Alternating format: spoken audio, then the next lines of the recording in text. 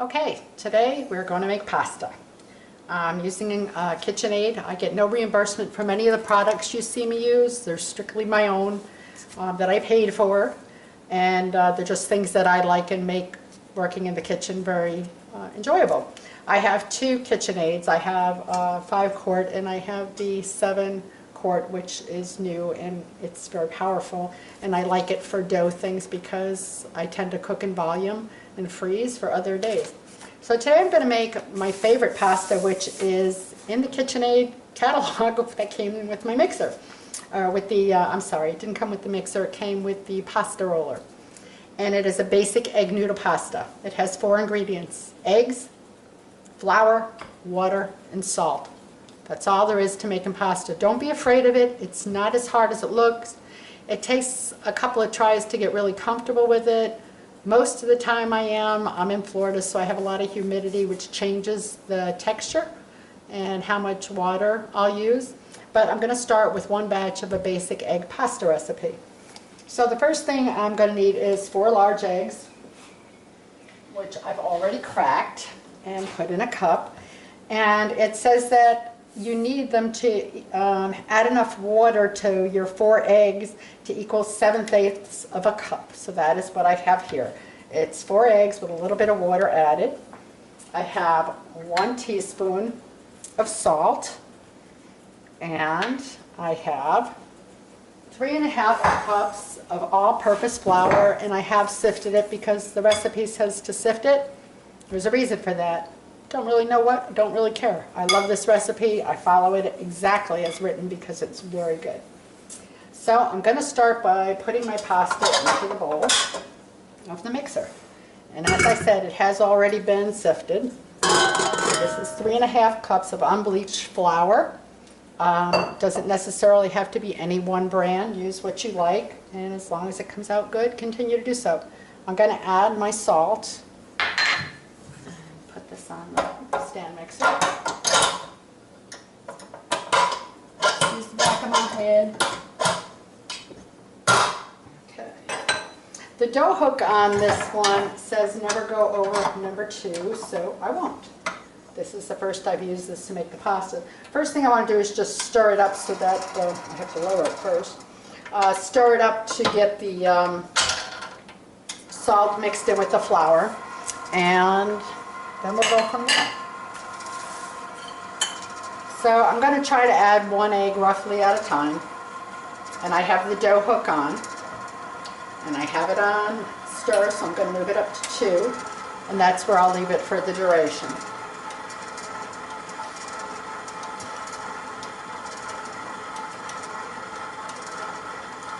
There's number 2.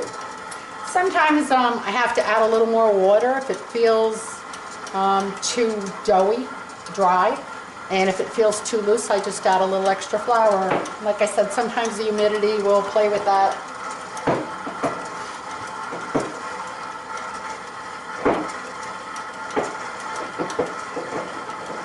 After you've made it once or twice, you kind of get a feel for how the dough should look and feel, and when you're all done, you should have a really smooth, soft ball of dough. And I'm going to go ahead and cut this out until we get there. I'll put the last egg in, and then I'll show you what it should look like.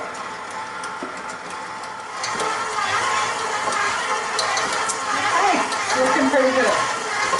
So we'll shut that down. I did have to add more water, and I usually always do, to get it to the consistency that I like to work with, and I'll show you that in just a second.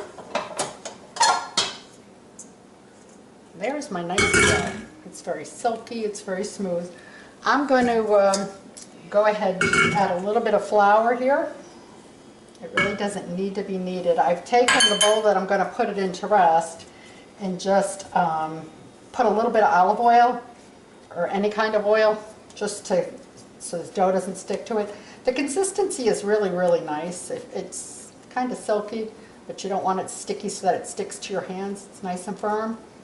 Okay, so I'm going to go ahead and just make that into a little bowl. I'm going to set it in the bottom. Now I'm going to cover this with a piece of saran wrap or any kind of plastic cling wrap and or a wet, warm towel and just let it rest. And I'm going to let it rest for, it's 30 minutes, 20 minutes. So I'll be back in about 20 minutes. I don't think you want to stand here and watch me watch the dough rise. Okay, so the dough is rised. It doesn't really poof out like a bread dough. I like to work with small sections. So I'm going to take the dough and I'm going to flour up my counter and I'm going to put it in pieces. And then we'll get to actually making some fettuccine and some spaghetti. There's our dough. I don't know if you can see me, but in the course of rolling out the dough, you've got to make sure that it doesn't get too dry or too wet. So I'm going to take the dough and I'm going to cut it into 4 or 5 pieces. And then I'll work with one small section at a time.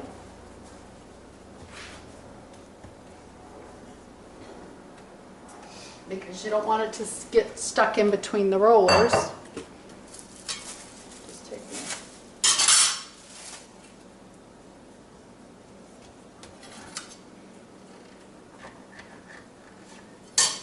and it feels really nice. It's silky, it's soft, beautiful.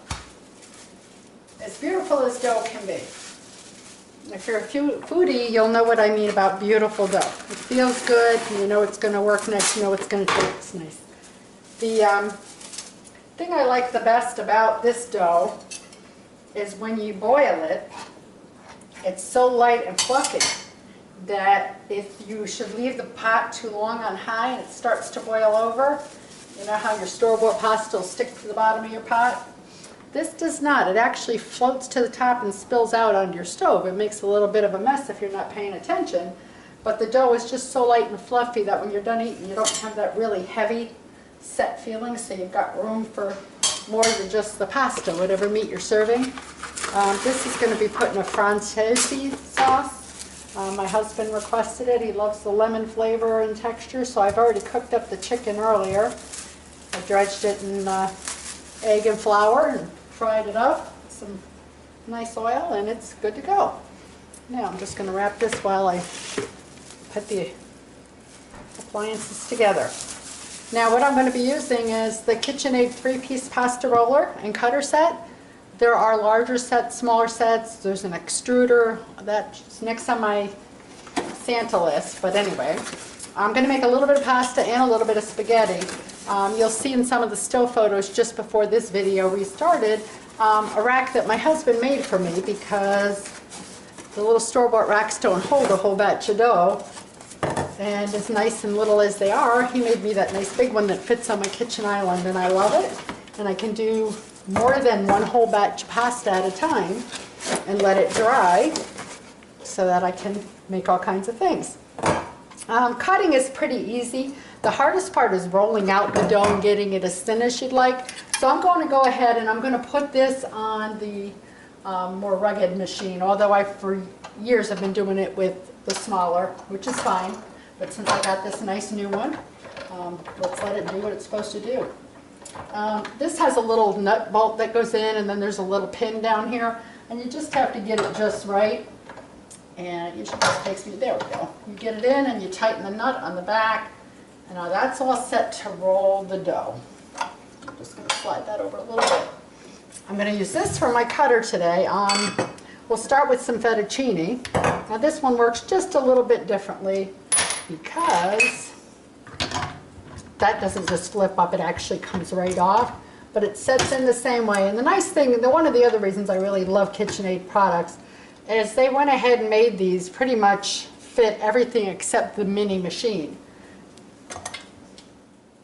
Okay, so this is set up for flattening the dough and reflattening it, and this right now is set up for fettuccine. About after I show you a round or two, I'll go ahead and I'll swap this out and put the spaghetti one on. It goes the same way, but it'll make it actually spaghetti. So I've got a nice floured up counter over here so I can work with this a little bit. First I just want to press it down flat enough so it's even going to fit in here. And it's going to get a little noisy, so I'm not going to talk a whole lot while, and you're probably saying thank you, while the machine is doing its thing, because I'd have to yell to be heard over it. So I'm going to kind of get it a little bit thin. You get a little bit of flour here and there, but that's what they make brooms and mops for. So I'm going to go ahead, this says on speed 2, So that's what I'll do.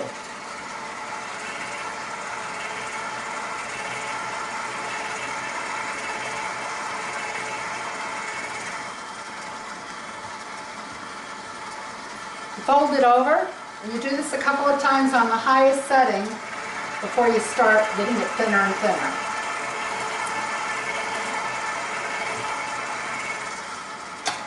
If it starts to feel a little sticky, just go ahead, set it in the flour, rub it through, because you don't want it to stick to the insides of the roller. And when I the very first time or two I did this, I didn't know very well, and I made this quite a sticky mess. And it comes with a brush to clean it.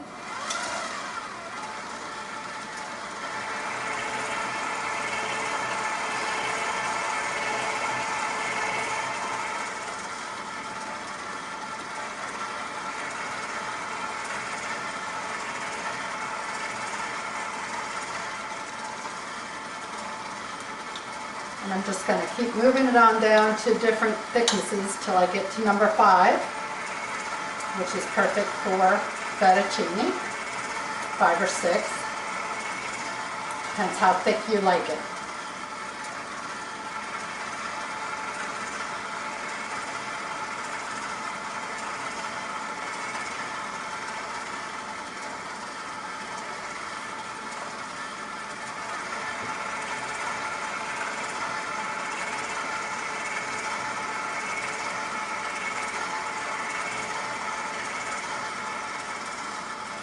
As it starts getting a little long to handle, I just cut it in half and lay it over here in the flour, because I'm going to be back to it in just a minute.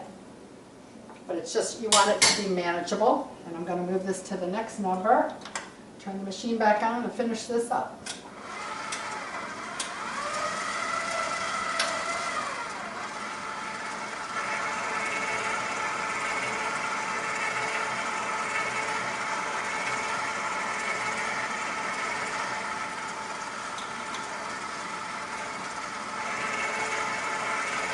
Is that pretty?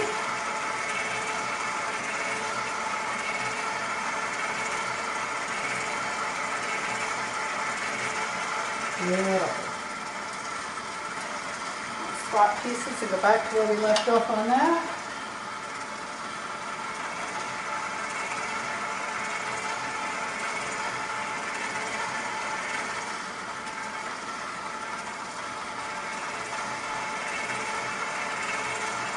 Now, if you'll recall, I have 4 pieces total, so I have 3 more portions, and this is just one batch of dough.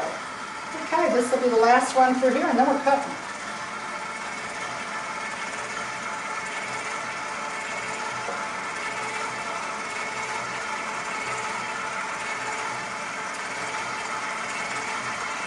Can't you just imagine that as lasagna? It's beautiful. Okay. Now comes the fun. The cutting is a little bit, I have to plug this baby in. There we go. The cutting I'm doing on this just so I don't have to keep swapping heads.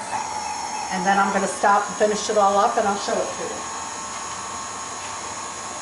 That comes kind of fast. Okay. This is going to be pretty long, but that's okay. Doesn't matter. However you like it. And then you're going to see me scoot away to put this on the dryer. And do the next piece. There it is. How pretty is that?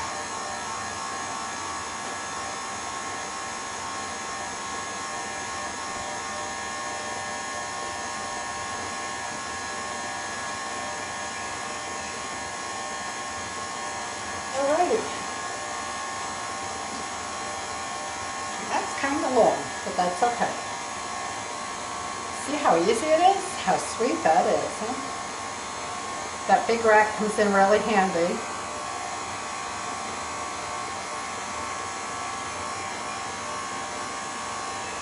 And there we go. That's how simple it is to make homemade fettuccine. So I'm going to go ahead and I'm going to finish rolling the rest of this out and cutting it, and I'll turn it back on when I get to the spaghetti, and I'll be back in just a minute.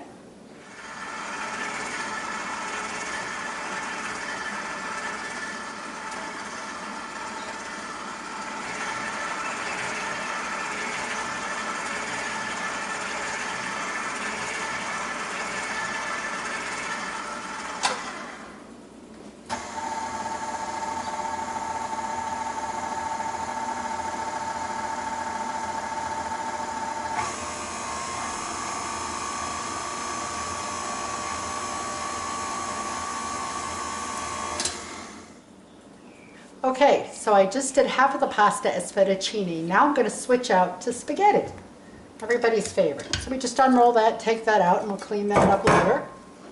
I can just put a new one in. So this is a spaghetti cutter from KitchenAid, and it came with that set. There's also a 5-piece set you can get. I forgot what else comes with it, but if it's KitchenAid, I'm sure it works fine. Like I said, I have a few more things on my wish list. I do have the ravioli maker. Maybe someday soon I'll do that for you.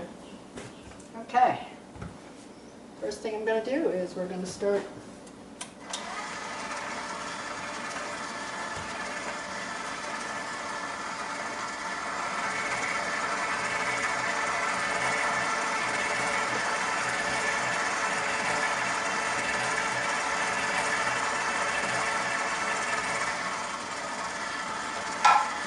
That's really a big piece, so I'm going to cut that in two. I'm going to wrap half of it back up in cellophane to keep it workable.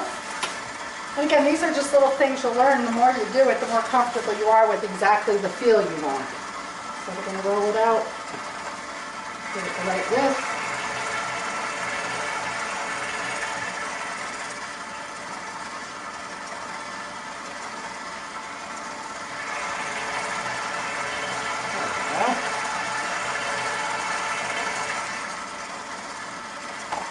Flour, a little sticky that way.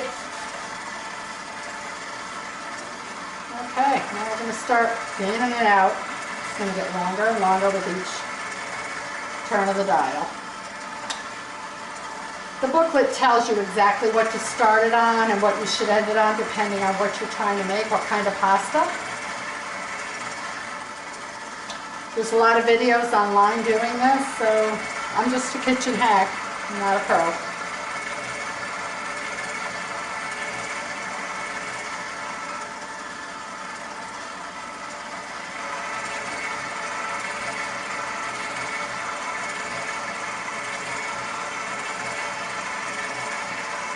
going to cut this in half from here because it's getting a little long to work with. Whoops.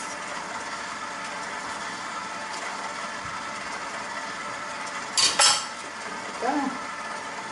Do these too.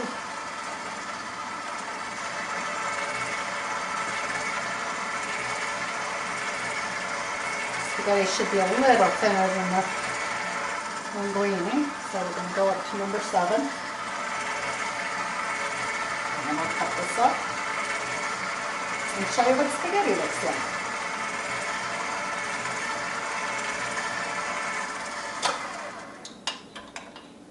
Okay. Here we go, spaghetti coming up.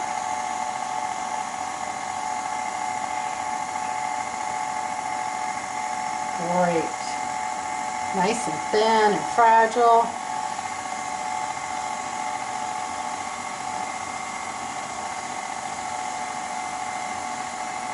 There you go. Beautiful.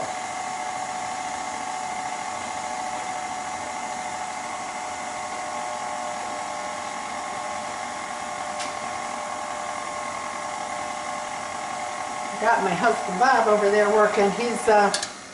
He's sorting it out on my rack to get it nice and smooth for me so it doesn't stick to each other. And we'll finish this piece.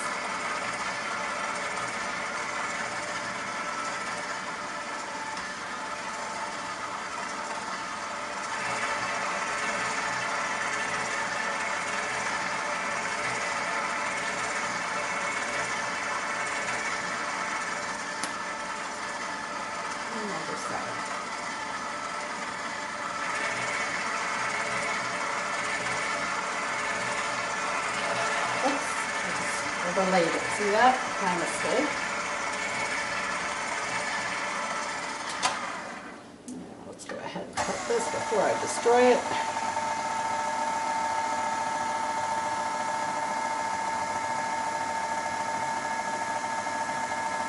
So nice.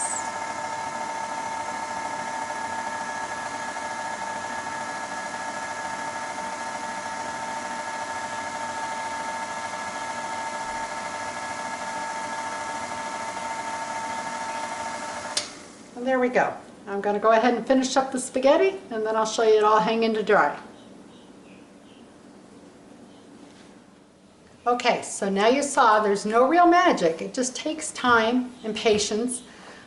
You may not get a home run on the first try, but do keep trying. It comes real easy once you get a feel for the texture. I did half of the batch in spaghetti, half in fettuccine.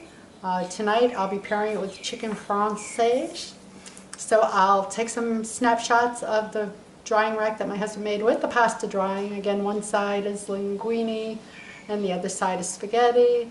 So thank you. I hope you enjoyed this. I'll show you some snapshots when the dinner's all put together, show you how it looks. Thanks so much for watching. If you enjoyed it, please leave a comment, follow, like, share. Thanks. Have a great day.